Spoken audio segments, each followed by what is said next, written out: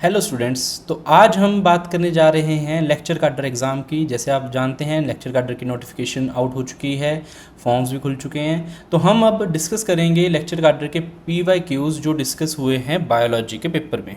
आप जानते हैं कि बायोलॉजी एक सिंगल सब्जेक्ट नहीं होता। बायोलॉजी दो पार्ट्स में डिवाइडेड होता है, एक होता है बॉटनी, एक होता है जोलॉजी।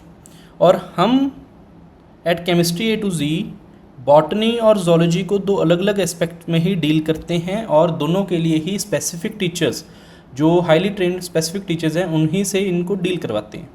बॉटनी का पार्ट हमारे डॉक्टर दिव्या भादु मैम डील करते हैं और जोलॉजी का पार्ट मैं खुद साहिल जैन डील करता हूँ। ठीक है, इस लेक्चर में आज के पेपर में जब हम सॉल्व करेंगे तो मैं जोलॉजी के क्वेश्चन सॉल्व करूंगा जो जोलॉजी से रिलेटेड हैं, और इसी से रिलेटेड जो बॉटनी के क्वेश्चन होंगे वो डिस्कस करेंगे आपसे दिव्या मैम।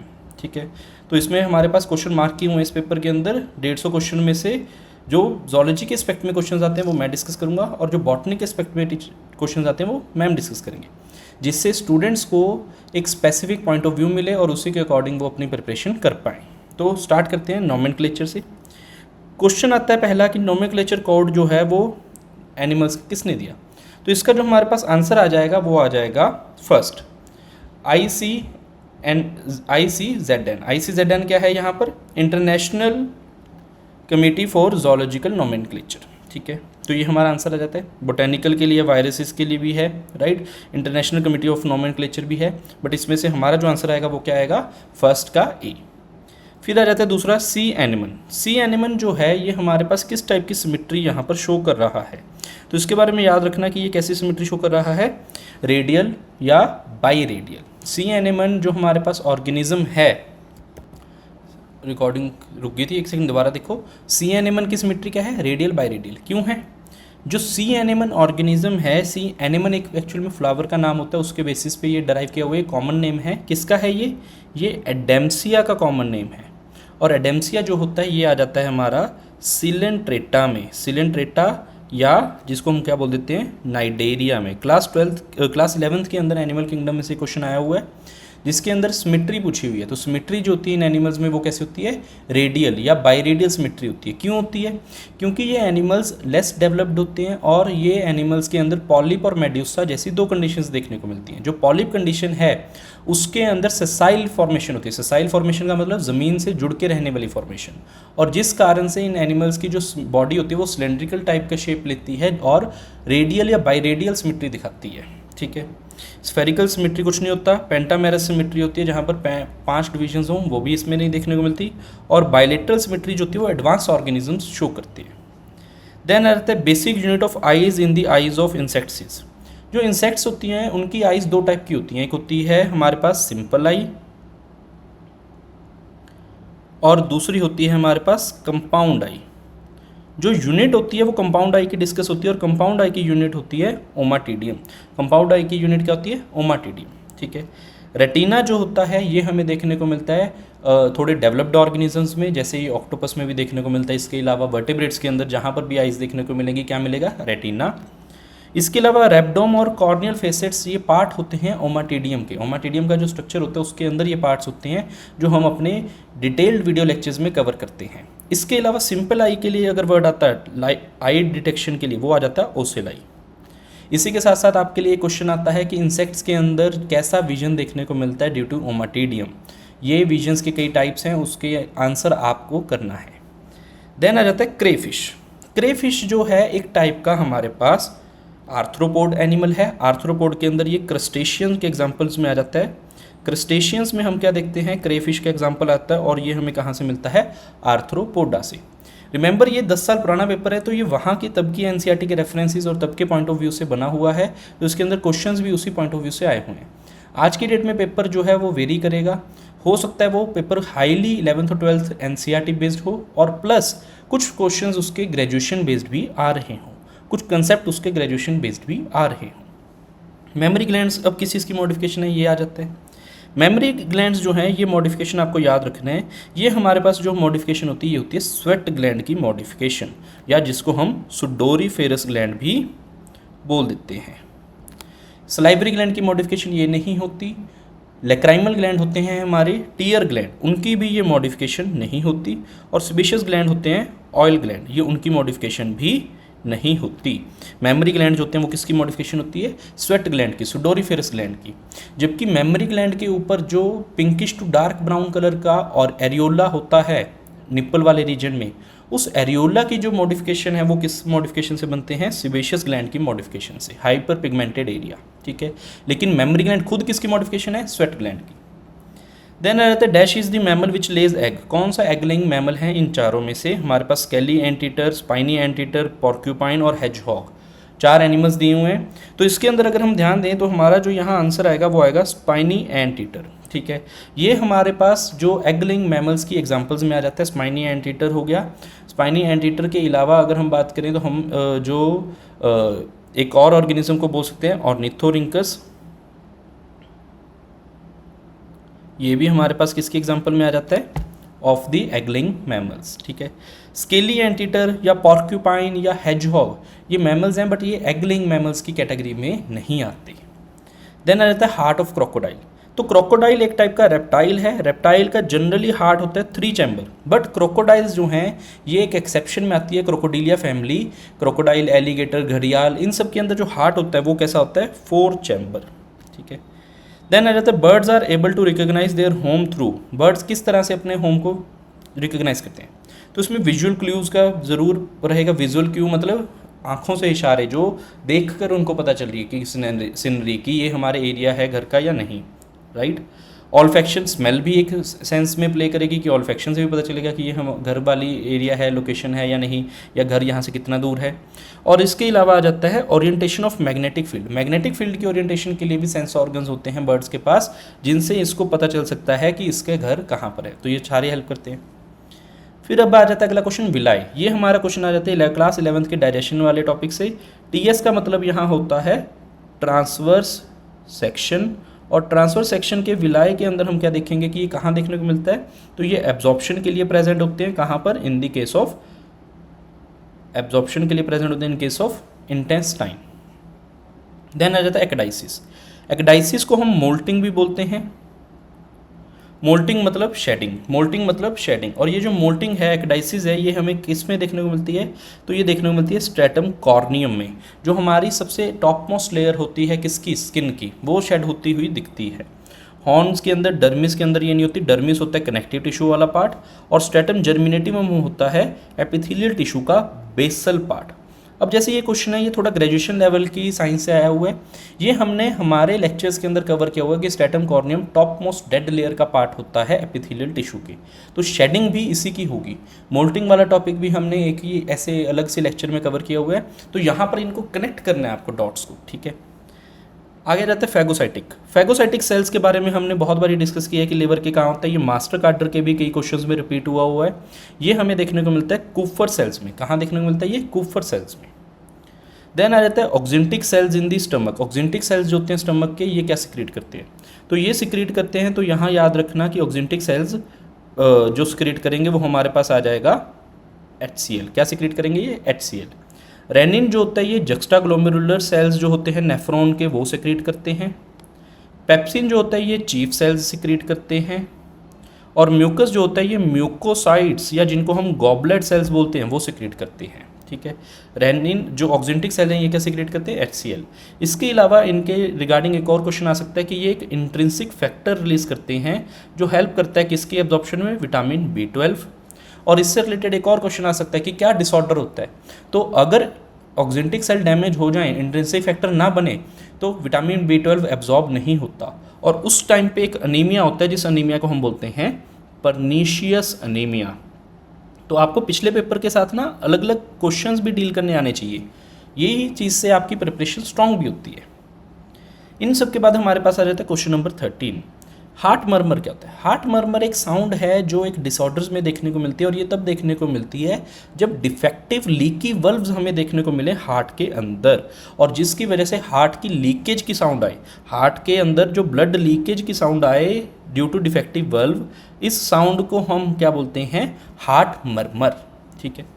देन आ जाता है sickle cell anaemia. Sickle cell anaemia जो है ये डिसऑर्डर किस चेंज की वजह से आता है? तो आपको याद रखना है कि ये हीमोग्लोबिन की बीटा चेन के चेंज की वजह से आता है। और सिकल सेल जो है ये हम कवर करते हैं इन दी जेनेटिक्स पार्ट ठीक है, जहाँ पर इसके बारे में हमने डिटेल में कवर किया हुआ है। देन आ जाता है deamination. Deamination process in which, deamination होता क्या है? तो डीएमिनेशन आपको याद रखना है कि जब भी अमीनो एसिड में से अमीनो ग्रुप रिमूवल किया जाता है और वो अमोनिया बना दिया जाता है अमीनो ग्रुप का, तो ये अमोनिया बनाने के प्रोसेस को हम क्या बोलते हैं? डीएमिनेशन। तो पहला पॉइंट क्या बोल रहा है? Poisonous urea is removed from the blood and it occurs in the kidney, तो ये बात गलत है। Amino acid are absorb from digestive food and it occurs in the intestine, ये भी नहीं, ये डीएमिनेशन है। Amino acid are synthesised and it occurs in the liver, तो ये भी बात गलत है। Amino acid are broken down to produce ammonia and it occurs in liver, तो ये बात बिल्कुल सही है। ठीक है, आपको याद रखना है ये लिवर में होता है, ये भी आपको याद रखना है। इसके अलावा आपको मैं अपने बायोलॉजी कोर्स से इंट्रोड्यूस करवा देता हूँ। ये कोर्स हमने स्पेसिफिकली डिज़ाइन किया था मास्टर कैडर के लिए, बट पंजाब के लेक्चर कैडर के भी लगभग 90% कोर्सेज़ को ये कवर करता है। हम ये झूठ नहीं बोलेंगे कि ये सब कुछ कवर करेगा, या इस तरह से हम इस चीज़ को प्रेजेंट नहीं करना चाहते कि मास्टर कैडर और लेक्चर कैडर के लिए सिंगल कोर्स जो है वो सफिशिएंट है। ये लेक्चर कैडर की बायोलॉजी की नीड्स को 90% तक केटर करेगा। किसी भी दिन आपका एग्ज़ाम इस कोर्स से ज़रूर निकल सकता है, बट इस कोर्स का मेन एम क्या है कि आपकी 9th 10th लेवल की बायोलॉजी, 11th लेवल की बायोलॉजी, 12th लेवल की बायोलॉजी प्लस ग्रेजुएशन के जो टॉपिक हमारे लेक्चर कैडर और मास्टर कैडर के कोर्स में ऑफर किए जाते हैं उनको हम कंप्लीटली कवर करें। It will be a complete solution for botany and zoology. लेकिन लेक्चर कैडर के अंदर अब बचता है 10%।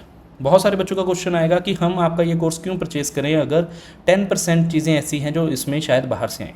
तो इसमें एक चीज़ आपको याद रखनी है कि कभी भी कोई एग्ज़ाम की 100% गारंटी कोई भी इंस्टीट्यूट नहीं ले सकता फॉर श्योर कि वो पेपर वहीं से आएगा, चाहे वो डिफाइंड सिलेबस हो। पहली चीज़, 10% में से भी 5 से 6% के जो कवर करने वाले टॉपिक्स हैं उनके बारे में हम एक बेसिक आइडिया जनरेट कर सकते हैं bye examining the question papers of different states जो आसपास के हैं, वो हम करके आपको देंगे।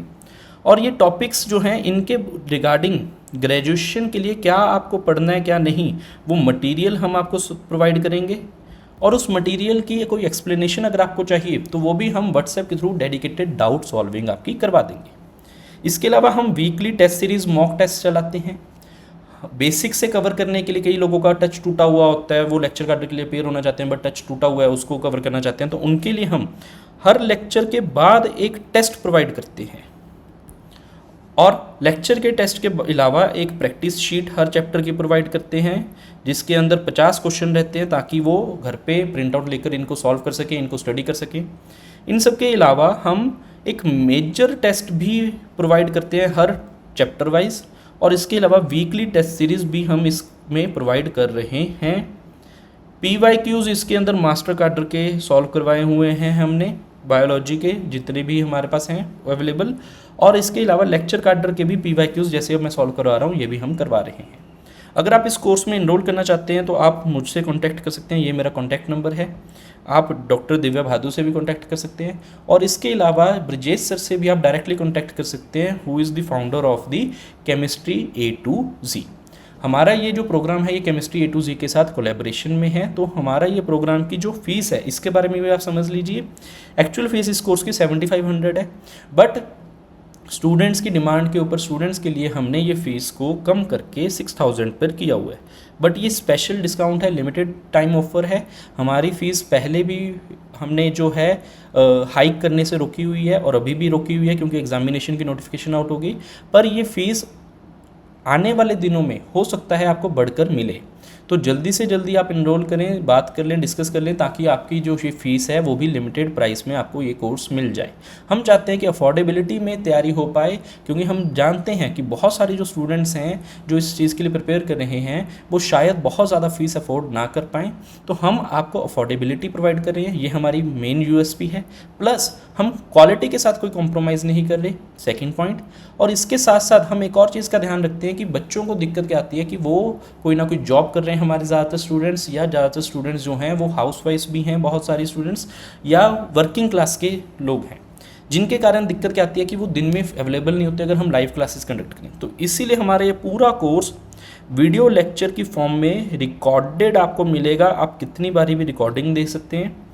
टेस्ट आपको जो हैं वो ज़्यादातर कैसे मिलते हैं, अनलिमिटेड अटैम्प्ट के साथ मिलते हैं, ताकि आप ये टेस्ट को जो है बार बार अटेम्प्ट करके अपनी गलतियां सुधार पाएँ और आपके पास ये कंटेंट ऐसा ना रहे कि आप एक बार ही कर पा रहे हैं और दोबारा आपको एक्सेस नहीं है। रिकॉर्डिंग्स को भी आप कितनी भी बार देख सकते हैं। और इस कोर्स की जो मिनिमम वैलिडिटी है वो 1 साल है। मिनिमम क्यों है? ये लोग बोलते हैं मैक्सिमम वैलिडिटी 1 साल, हम बोल रहे हैं मिनिमम 1 साल। क्यों? मान लेते हैं कि पेपर ना हो 1 साल के अंदर, अभी तो नोटिफिकेशन आई हुई है 1 साल तक पेपर होगा, ठीक है। अगर पेपर 1 साल में नहीं भी होता इस कोर्स के परचेज करने के बाद, तो आपका ये कोर्स तब तक वैलिड रहेगा जब तक नेक्स्ट पेपर नहीं आ जाता। पर ये याद रखना, ये वैलिडिटी फॉर मास्टर कार्डर है, क्योंकि लेक्चर कार्डर एक लिमिटेड पेपर है, वो बहुत कम होता है, बहुत रेयर है। लेकिन मास्टर कार्डर एक ऐसा पेपर है जो पिछले पास्ट में रिपीटेडली होता रहा है। तो हमारी ये कोर्स की वैलिडिटी क्या है? मिनिमम 1 ईयर, या अगर 1 साल में पेपर नहीं आया तो जब तक मास्टर कार्डर का एग्ज़ाम नहीं आता, ठीक है। ये कोर्स मास्टर कार्डर के लिए स्पेसिफिकली डिज़ाइन किया गया था, ये चीज़ को ध्यान रखते हुए कि नॉन मेडिकल स्टूडेंट भी इसको कर पाए। तो हमने इसको एक्चुअल में 9th क्लास से डिज़ाइन किया है और ग्रेजुएशन तक हम इसको लेकर गए हैं। बट ये 101% आपके लेक्चर कार्डर के अंदर भी हेल्प कर देगा। 90% तो direct video lectures, direct content आपको हेल्प कर देगा और 10% के लिए हम आपको असिस्ट कर देंगे, ठीक है। प्रिपरेशन करने की आप अपनी विल रखें, विल रखने पे हम आपको मिनिमम कॉस्ट के अंदर ये चीज़ प्रोवाइड कर रहे हैं। आगे आ जाते हैं कोर्स के ऊपर। अगला क्वेश्चन आ जाता है हियरिंग को कौन कंट्रोल करे? तो हियरिंग को कंट्रोल करने के लिए याद रखना, कान के पास वाला जो सेरेब्रम का लोब है वही कंट्रोल करेगा। वो आ जाता है हमारे पास टेम्पोरल लोब, ठीक है। फ्रंटल लोब जो है वो थिंकिंग के लिए रिस्पॉन्सिबल है। इसके अलावा अगर हम बात करें, जो पैराइटल लोब है वो स्पीकिंग वगैरह में हेल्प करता है और इंटरकनेक्शन में हेल्प करता है। ऑक्सीपिटल लोब जो है वो विजन में हेल्प करता है। तो ये आपको याद रखना है। फ्रंटल लोब को हम सीट ऑफ इंटेलिजेंस भी बोलते हैं। ये भी एक क्वेश्चन आपको पूछा जा सकता है। विच of the following is the disease results in the endocrine disorder? इनमें से एंडोक्राइन डिसऑर्डर में कौन सी डिसीज जो है वो मानी जाएगी? एंडोक्राइन डिसऑर्डर होता है जो एंडोक्राइन सिस्टम से लिंक्ड, और वो डिसऑर्डर आ जाता है हमारा गॉइटर जो है वो थायराइड ग्लैंड का डिसऑर्डर है, ठीक है। निमोनिया, टाइफाइड और जॉन्डिस ये सारे कम्युनिकेबल डिसीजेज हैं, किसी पैथोजन से होने वाली डिसीजेज हैं, ठीक है। दोनों जॉन्डिस जो है ये लीवर का डिसऑर्डर है, और ये डिसऑर्डर जब बिलरुबिन एंड बिल्वर्डिन जैसी पिगमेंट जो हैं लीवर से रिमूव नहीं हो पाती और बॉडी में ही टॉक्सिसिटी बढ़ा देती हैं, तब होता है, ठीक है। ये बात आपको याद रखनी है यहाँ पर, ठीक है। आगे आ जाता है हमारे पास एक्टोडर्मल डेरिवेटिव। यहाँ पर कौन है? तो एक्टोडर्मल डेरिवेटिव की जो सबसे बेसिक चीज़ होती है ना, वो आपको याद रखनी है। क्या होती है? नर्वस सिस्टम का कोई भी पार्ट, पहली चीज़, ठीक है। इसके अलावा जो भी ब्लड से रिलेटेड पार्ट हैं, जो भी हमारे दूसरे पार्ट्स हैं, वो सारे किससे होते हैं? मेसोडर्मल ओरिजिन के। तो आरबीसी हो गया, ये हमारा किससे आएगा? फ्रॉम दी क्या कहेंगे? एंडोडर्मल। इंटेस्टाइन की जो लाइनिंग है ये किससे आएगी? एंडोडर्मल। आरबीसी किससे आएगी? मेसोडर्मल, ठीक है। और इसके अलावा हमारे पास बचता है क्या? लिवर और नेल। जो लिवर है ये हमारा जो पार्ट है, ये भी हमें क्या देखने को मिलेगा कि एक्टोडर्मल ओरिजिन का नहीं है। जबकि नेल्स, स्किन वाला पार्ट जितना भी होगा हमारा एक्सटर्नल अपीयरेंस का पार्ट, ये सारा एक्टोडर्मल होता है। ब्रेन का पार्ट, नर्वस सिस्टम का पार्ट सारा एक्टोडर्मल होता है। तो इसका आंसर क्या आ जाएगा? नेल्स। देन आ जाता है question number 19, loss of reproductive capacity in women after attaining a particular age is called. तो इस एज को हम बोलते हैं मेनोपोज। 50 ईयर्स की एज के बाद क्या होता है? फीमेल में कोई भी फॉलिकल नहीं बचता, जिसके कारण वो आगे चलकर जो है अपना काम नहीं कर पाती। क्या काम? Of producing the eggs. जब वो नहीं ये कर पा रही और मेंस्ट्रुएशन भी रुक गई है, तब हम उसको क्या बोलते हैं? That it has lost the capacity to reproduce. आगे अगर हम बात करें तो आ जाता है failure of testis to descend. Scrotum में जो फेलियर है टेस्टिस का डिसेंड करने का, इसको हम बोलते हैं क्रिप्टोकाइडिज्म। क्रिप्टो का वर्ड होता है हिडन, काइडिज्म का मतलब हुआ रिलेटेड टू टेस्टिस। तो जब हिडन टेस्टिस वाली डिसीज होगी तो उसको क्या बोलेंगे? क्रिप्टोकाइडिज्म। इसके अलावा आ जाता है वैसेक्टोमी। वैसेक्टोमी एक डिसीज, एक टेक्निक है जिससे परमानेंट लेवल पर क्या किया जा सके? मेल रिप्रोडक्टिविटी को रोका जा सके। यानी मेल के वास्ट डिफरेंस को कट करके, ट्रांसपोर्ट ऑफ स्पर्म को रोक के हम क्या कर रहे हैं? एक परमानेंट कॉन्ट्रासेप्टिव मेथड क्रिएट कर रहे हैं। इम्पोर्टेंस ये होती है एक मेल की इनएबिलिटी टू इम्प्रेगनेट, यानी कि अगर हम बात करें इम्प्रेगनेट करने की जो कैपेबिलिटी है मेल की, वो लॉस होना। ट्यूबेक्टोमी होता है फीमेल्स के अंदर, जब फीमेल की फलोपियन ट्यूब को कट करके परमानेंट जो है कॉन्ट्रासेप्शन प्रोवाइड की जाए। फिर आ जाता है secondary sexual character in females develop in response to hormone.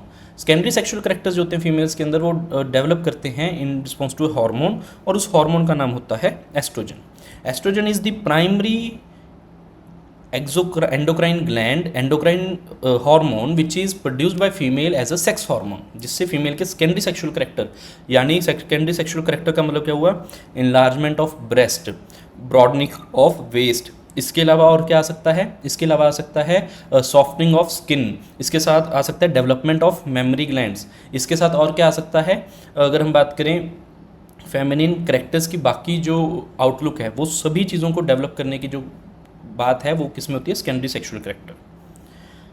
Then इसके बाद हमारे पास ये कुछ टिक किए हुए क्वेश्चन हैं, ये सारे वो क्वेश्चन हैं जो हमारे बॉटनी में डिस्कस होंगे। इनमें से काफ़ी सारे क्वेश्चन मैं भी डिस्कस कर सकता हूँ, बट हम एक स्पेसिफिसिटी यहाँ पर लेकर आ रहे हैं कि कुछ चीज़ें आपकी बॉटनी में डिस्कस होंगी और कुछ चीज़ें आपकी जूलॉजी में, ताकि आपको एक गाइडेंस जो मिले वो प्रॉपर एक पर्टिकुलर लेवल तक मिले, जिसके कारण आपका एग्ज़ाम में जो श्योरिटी है वो बढ़े और आपकी कंसेप्ट क्लैरिटी भी बढ़े। ठीक है, आगे अगर हम देखें तो नेक्स्ट क्वेश्चन जो हमारे पास रहता है वो जाता है 34। इसमें आ रहा है gaseous mixture used by Miller for synthesis of amino acid through heat and electric discharge include. अब ये मिलर कौन है? मिलर एक अमेरिकन साइंटिस्ट है जिसने एवोल्यूशन के जो एक थ्योरी थी उस थ्योरी को क्या किया था, अप्रूव किया था बाय एक्सपेरिमेंटल एविडेंस प्रोवाइड किया था। इस एक्सपेरिमेंटल एविडेंस ने जो मिलर है उसने क्या यूज़ किया था, उसने अगर हम बात करें मिथेन यूज़ किया था, CH3, अमोनिया यूज़ किया था NH3, CH4 NH3, hydrogen use किया था और वाटर यूज़ किया था। ठीक है, नाइट्रोजन नहीं यूज़ किया। ठीक है, अगर हम इसके बाद बात करें कार्बन डाइऑक्साइड नहीं यूज़ किया, इसमें लिखा हुआ है नाइट्रोजन, ये भी नहीं यूज़ किया। तो इसका आंसर क्या आ जाएगा 34 का ए। 34 का आंसर हमारे पास क्या आ गया, ए। इन सब की रेशोज़ भी होती हैं, स्पेसिफिक हीट का टेम्परेचर भी है, इलेक्ट्रिक डिस्चार्ज की यूनिट्स भी हैं, ये सारी चीज़ें हैं एस.एल. मिलर ने जो डिस्क्राइब की थी। इन सबको हम अपने लेक्चर कार्डर के कोर्स में, मास्टर कार्डर के कोर्स में डिस्क्राइब करते हैं। आगे रहता है evolutionary changes in one species prompt corresponding changes in other species with which the former interacts ecologically. मतलब क्या है कि इसमें हम बोल रहे हैं कि एवोल्यूशनरी चेंजेस क्या हो रहे हैं किसी भी स्पीश में, जिसके कारण क्या हो, कॉरस्पॉन्डिंग चेंजेस देखने को मिले दूसरी स्पीशीज़ के अंदर और वो इकोलॉजिकली इंटरेक्ट कर पाए। तो ये हमारे पास क्या होता है, जो हमारे पास एवोल्यूशनरी चेंजेस हैं जो एक स्पीशीज़ में प्रॉम्प्ट कर रहे हैं कॉरस्पॉन्डिंग स्पीशीज़ के अंदर, और वो इकोलॉजिकली जो है इंटरेक्ट कर रहे हैं, इस एवोल्यूशन को हम बोल देते हैं को एवोल्यूशन मतलब कि एक स्पीशीज़ की वजह से दूसरी चीज़ इवॉल्व करेगी। एग्जाम्पल, कोई पौधा है जिसका नेक्टर के लिए उसने नेक्टर को छुपाने के लिए उसने अपनी जो प्लांट है उसके जो हमारे पास क्या कहते हैं पेटल्स हैं उनको उसने बड़ा कर लिया और नेक्टर वाला पॉइंट अंदर चला गया। तो इस रिस्पॉन्स के अंदर बर्ड ने भी अपना क्या किया, जो बीक है उसको इलोंगेट कर लिया। तो ये को एवोल्यूशन है कि एक की वजह से दूसरे की एवोल्यूशन हुई। ठीक है, कॉम्प्लीमेंटेशन इसको नहीं हम बोलते, पैरेलल एवोल्यूशन हम बोलते हैं एक चीज़ के साथ दूसरी चीज़ की ग्रोथ होना, जैसे ब्रेन के साथ लैंग्वेज की ग्रोथ होना, ब्रेन डेवलप हुआ लैंग्वेज डेवलप हुई।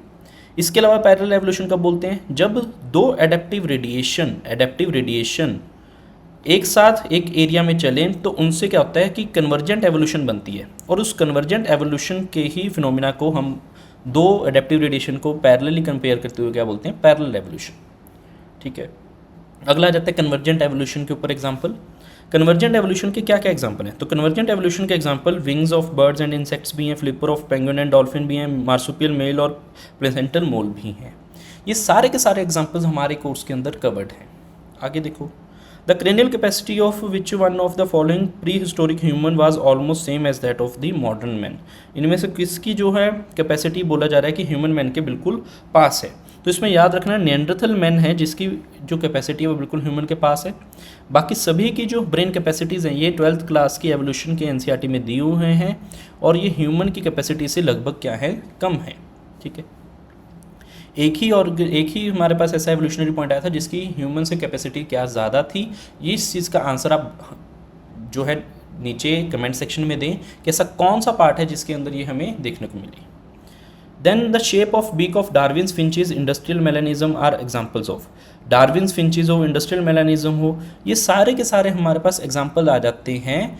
अगर हम बात करें नेचुरल सिलेक्शन की, किसके एग्जाम्पल आ जाते हैं सारे के सारे, नेचुरल सिलेक्शन। नेचर ने डार्विन की फिंचेस को सिलेक्ट किया कि कौन सा ऑर्गेनिज्म कहाँ सर्वाइव कर सकता है। ठीक है, तो वहाँ पे फिंचेस का मॉडिफिकेशन उस अकॉर्डिंग हुआ कि हैबिटेट में खाने को क्या था।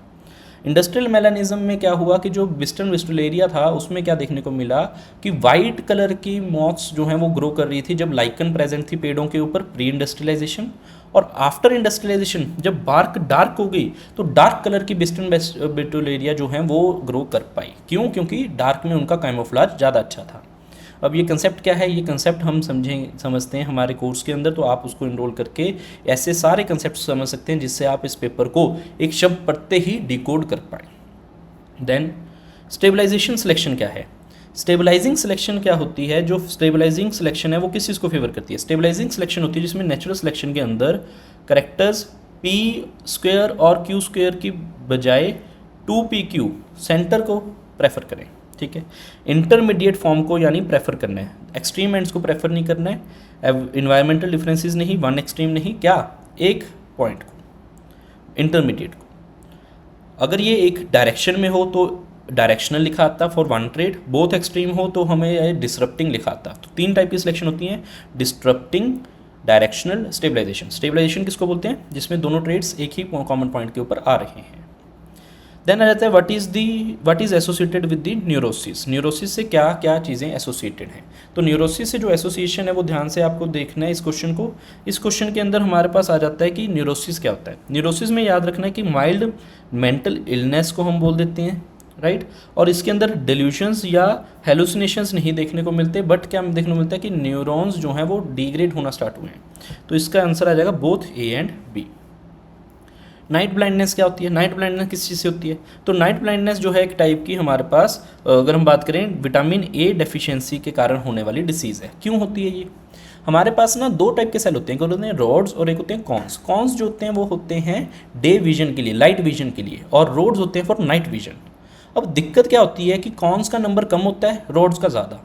हम अगर विटामिन वी ले रहे हैं मान लो 100 ग्राम, 100 ग्राम तो बहुत ज़्यादा हो गया, इन जनरल आपको एक एग्जांपल दे रहा हूँ आम भाषा में। मान लो आपने 100 ग्राम विटामिन ए लिया, पर बॉडी की रिक्वायरमेंट है 1 किलोग्राम। तो वो 100 ग्राम में क्या होगा, जब वो बटेगा तो जो कॉन्स हैं जिनकी पॉपुलेशन कम है उनके ज़्यादातर मेंबर्स को मिल जाएगा, या जितने भी मेंबर्स को मिलेगा तो बहुत बड़े रेशियो को मिल जाएगा। मान लो कॉन्स हैं सिर्फ 6000, तो इन 6000 लोगों में बट गया। बट रॉड्स मान लेते हैं हमारे पास 10 लाख, तो ये 10 लाख लोगों में बांटना पॉसिबल ही नहीं है। तो कॉन्स की कुछ हद तक रिक्वायरमेंट पूरी हो रही है जिसके कारण डे के विजन में कोई दिक्कत नहीं आ रही, बट रॉड्स की रिक्वायरमेंट पूरी नहीं हो रही जो पूरे दिन में सारा दिन काम करेंगे। तो उनकी अगर रिक्वायरमेंट पूरी नहीं हो पा रही तो यानी वो रात का अपना जो फंक्शन है वो काम ही नहीं कर पाएंगे। और रॉड्स को ही वजह से रात को विजन होता है, और रात की जो ब्लाइंडनेस है, रात को कुछ ही ना दिखना, ये प्रॉब्लम किसकी वजह से होगी? विटामिन ए की डेफिशिएंसी की वजह से। कलर ब्लाइंडनेस होता है जेनेटिक डिसऑर्डर की वजह से। एक्सेसिव ड्रिंकिंग की वजह से जो है वो ब्लाइंडनेस से ज़्यादा क्या होता है, ऑप्टिक नर्व का प्रेस होना, तो वो कंप्लीट ब्लाइंडनेस कॉज कर सकता है। इसके अलावा सिक्रीशन ऑफ एड्रीनल जो हैं वो ब्लाइंडनेस नहीं करेंगे, वो तो जो हैं प्यूपिल को डायलेट कर देते हैं, ठीक है। देन आ जाता है mental retardation in children suffering from the galactosemia can be avoided. Mental retardation in children suffering from the galactosemia can be avoided. अच्छा, इस क्वेश्चन के बारे में ध्यान से देखना। ये बोल रहे हैं कि ग्लैक्टोसेमिया कैसे अवॉइड किया जा सकता है। अगर हम बात करें ग्लैक्टोसेमिया, तो ग्लैक्टोसेमिया क्या होता है? ब्रेक टूटा हुआ है, बर्ड टूटा हुआ है। ग्लैक्टोसेमिया का मतलब है गैलेक्टोज को डाइजेस्ट ना करने की कैपेबिलिटी। अब गैलेक्टोज को डाइजेस्ट कब नहीं होगा? अगर हम बात करेंगे जब गैलेक्टोज खाया जाएगा। और गैलेक्टोज किस चीज़ में प्रेजेंट होता है? तो गैलेक्टोज प्रेजेंट होता है मिल्क के अंदर। मिल्क जो होता है उसके अंदर लैक्टोज एक नाम की शुगर होती है, आपने सुना होगा मिल्क शुगर। लैक्टोज जब ब्रेक करती है तब उसमें एक गैलेक्टोज नाम का मॉलिक्यूल भी देखने को मिलता है। तो giving them milk free diet, इस चीज़ से हम ग्लैक्टोसेमिया को बचा सकते हैं। मिल्क देना, मिल्क किसी भी फॉर्म में देना, हाई प्रोटीन डाइट देना, इन सब से ग्लैक्टोसेमिया का कोई रिलेशन नहीं है। देन आ जाता है vitamin containing biologically rare element cobalt. Cobalamin जो हमारे पास हो जाता है वो उसकी एग्जांपल आ जाएगा, और वो आ जाता है हमारे पास विटामिन B6, ठीक है। देन आ जाता है a dental disease characterise by mottling of teeth due to dash in drinking water. तो ये जो मोल्टिंग ऑफ टीथ हमें देखने को मिलती है ड्रिंकिंग वाटर के अंदर, ये हमें देखने को मिल सकती है फ्लोरीन की वजह से, ठीक है। मोटलिंग जो होता है एक टाइप का क्या होता है, जो डिग्रेडेशन है टीथ का इनेमल का झड़ना, और ये क्यों हो सकता है? फ्लोरीन की वजह से। आपको पता है फ्लोरीन जो होता है ये बैक्टीरिया को रिमूव करता है दांतों के ऊपर, बट एक्सेस में जब ये लिया जाता है तो ये इनेमल को ही शेड करना स्टार्ट कर देता है, ये उसको क्योर नहीं करता, और इसीलिए बोला जाता है कि ज़्यादा फ्लोरीन वाले वाटर भी नुकसान कर सकता है। जबकि कुछ हद तक फ्लोरीन जो है आपके डेंटल टूथपेस्ट में दिया जाता है ताकि वो क्या करे, फ्लोराइड दिया जाता है, क्या करते वो, ताकि वो बैक्टीरियाज को एलिमिनेट कर पाए। बट एक्सेस इसका अगर प्रेजेंट होगा ड्रिंकिंग वाटर में तो वो मोटलिंग ऑफ टीथ भी कर सकता है। देन आ जाता है द कॉजल ऑर्गेनिज्म ऑफ कालाजार। कालाजार जो होती है बेटा ये डिसीज़, ये हमें देखने को मिलती है ड्यू टू लेशमेनिया। ये किसकी वजह से देखने को मिलती है? Due to leishmania. ठीक है। प्लाज्मोडियम की वजह से हमें क्या देखने को मिलता है? मलेरिया। विचेरेरिया की वजह से हम विचेरेरिया बैनक्रॉफ्टी या मलेरिया की वजह से क्या देखने को मिलता है? एलिफेंटेसिस। ठीक है। देन आ जाता है severe acute respiratory syndrome is caused bye. Severe acute respiratory syndrome जो होता है ये हमें देखने को मिलता है कोरोना वायरस से। ठीक है। ये आपने सार्स पढ़ा होगा। सार्स कोविड जो है वो इसी से आया हुआ है, कोरोना वायरस। ठीक है। तो 2016 में भी हमने इसकी डिस्कशन की हुई है। कोरोना वायरस कोई ऐसे बिल्कुल नया कंसेप्ट नहीं था, ये पहले से प्रेजेंट थी। ठीक है। वेरिसेला जोस्टर की अगर हम बात करें तो ये भी हमारा ह्यूमन हेल्थ से क्वेश्चन आए हुए हैं। अगर हम वेरिसेला जोस्टर की बात करें तो इसका हमारे पास आ जाता है chicken pox.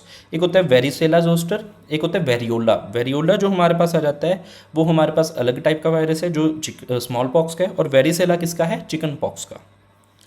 Micro organisms which grows best in low pH condition. Low pH condition मतलब एसिड में, और फिलिक का मतलब होता है लविंग। तो एसिडोफिलिक ऑर्गेनिज्म हम बोलेंगे जो लो पीएच में रहते हैं। हाई पीएच में एल्किनोफिलिक, और जो न्यूट्रल में न्यूट्रोफिलिक। ठीक है। Plague is caused by. Plague एक टाइप की डिसीज़ है। ठीक है। प्लेग जो एक टाइप की डिसीज़ है और इसको कॉज करता है यर्सीनिया पेस्टिस। इसको कौन कॉज करता है? Yersinia pestis. ये भी क्लास 12th के अंदर ह्यूमन हेल्थ में आने वाला टॉपिक है जो आपका एक्सेस में कवर होता है इन द ग्रेजुएशन लेवल तक, और ये हमने अपने कोर्स में कवर किया हुआ है। जो भी ये क्वेश्चन हैं लगभग हमने सारे अपने कोर्स में कवर किए हुए हैं। 95% प्लस क्वेश्चन हमारे सिलेबस से। Which organism causes cysticercosis. अगर हम बात करें ये इस डिसीज़ के बारे में तो ये करता है टेनिया सोलियम। ठीक है। ये क्या होती है? सिस्ट बननी होती है टेनिया की, और ये हमने एनिमल किंगडम वाले चैप्टर के अंदर कवर किया हुआ है, जबकि ये ह्यूमन हेल्थ से भी आ सकता है। ठीक है। देन हमारे पास इसके अंदर जो क्वेश्चन आ जाता है वो आ जाता है tertiary structure of protein. Tertiary structure जो है प्रोटीन की, इसको डिटेक्ट कैसे किया जाए? तो टर्शियरी स्ट्रक्चर जो है प्रोटीन की, इसको डिटेक्ट करने के लिए जो हमारे पास टेक्निक आ जाती है वो आ जाती है एक्सरे डिफ्रैक्शन। एक्सरे डिफ्रैक्शन की हेल्प से हम डिटेक्ट कर सकते हैं टर्शियरी स्ट्रक्चर ऑफ प्रोटीन। ठीक है। इसके अलावा क्रोमेटोग्राफी हो गया, इलेक्ट्रोफोरेसिस हो गया, स्पेक्ट्रोफोटोमेट्री हो गया, इन सब से हम एनालिसिस क्वालिटेटिव कर सकते हैं। क्वालिटेटिव एनालिसिस और क्वांटिटेटिव कर सकते हैं। बट स्ट्रक्चर को देखने के लिए हमें, उसको स्ट्रक्चर को समझने के लिए हमें क्या चाहिए कि उनका एक डिफ्रैक्शन पैटर्न चाहिए, या हमें उसकी एक विजन पैटर्न चाहिए, और वो हम एक्सरे डिफ्रैक्शन से कर सकते हैं या इलेक्ट्रॉन एमिशन से कर सकते हैं, जो बाकी सब में पॉसिबल नहीं है। देन आ जाता है ईसीजी, इलेक्ट्रोकार्डियोग्राम। इलेक्ट्रोकार्डियोग्राम होता क्या है? तो इलेक्ट्रोकार्डियोग्राफ होता है और एक इलेक्ट्रोकार्डियोग्राम होता है। इलेक्ट्रोकार्डियोग्राम जो है वो हार्ट की एक्टिविटी को स्टडी करने वाली एक मशीन होती है। So it is the recording of the electrical activity of the heart over the time. Then which of the following is not correct about freeze fracture technique. Freeze fracture technique के बारे में कौन सी इनमें से बात जो है वो सही नहीं है? अब जैसे ये जो क्वेश्चन है फ्रीज फ्रैक्चर टेक्निक का, ये आपका बॉटनी में डिस्कस होगा, ये मार्क उसमें होना है। ठीक है। तो ये बॉटनी वाले टीचर आपके डिस्कस करेंगे। It is related to the cell membrane, वो आपको ये ज़्यादा अच्छे से एक्सप्लेन कर सकते हैं। देन आता है डायापोज। डायापोज कब अक्कर हो सकता है? तो डायापोज कब अक्कर हो सकता है तो इसके बारे में ध्यान देना। लाइट आई है तो डायापोज के बारे में आपको क्या ध्यान देना है कि डायापोज जो है एक हमें देखने को मिलती है स्टेज, जो ये हमें देखने को कहाँ मिलती है? इंसेक्ट की मेटामॉर्फोसिस में, यानी उनकी डेवलपमेंट में। और हम क्या देखते हैं कि डायापोज के अंदर जो अक्रिंग है वो कहाँ होती है? तो लार्वा और प्यूपल स्टेज दोनों में होती है। तो इसके लिए हम इसका आंसर क्या देंगे? Any stage of development. इन सब के बाद हमारे पास आगे आ जाते हैं, ये सारे क्वेश्चन आपके बॉटनी के अंदर डिस्कस होंगे। आपका ज़्यादातर जो पेपर है वो बॉटनी ड्रिवन है, और ये सारे के सारे क्वेश्चन आपके बॉटनी में डिस्कस होंगे। दैट्स द माई पार्ट जो मैंने डिस्कस करना था। इसके बाद हम मिलेंगे नेक्स्ट वीडियो लेक्चर में। Thank you for staying connected. और जो बच्चे इस कोर्स के अंदर इनरोल करना चाहते हैं और सारे जो कंसेप्ट्स आज हमने डिस्कस किए इनकी एक्सप्लेनेशंस चाहते हैं, हमसे डाउट लेना चाहते हैं, तो वो हमारा ये कोर्स ज्वाइन कर सकते हैं। इसकी फ़ीस बहुत ज़्यादा मिनिमल है, पर ये फ़ीस इन फ्यूचर बढ़ भी सकती है, तो मैं आपको बोलूँगा कि आप ज़्यादा वेट ना करें। और इन कोर्सेज़ के अंदर अगर आप मास्टर कार्डर या लेक्चर कार्डर इनकी प्रिपरेशन कर रहे हैं तो ज़रूर इनरोल करें। Thank you for staying connected.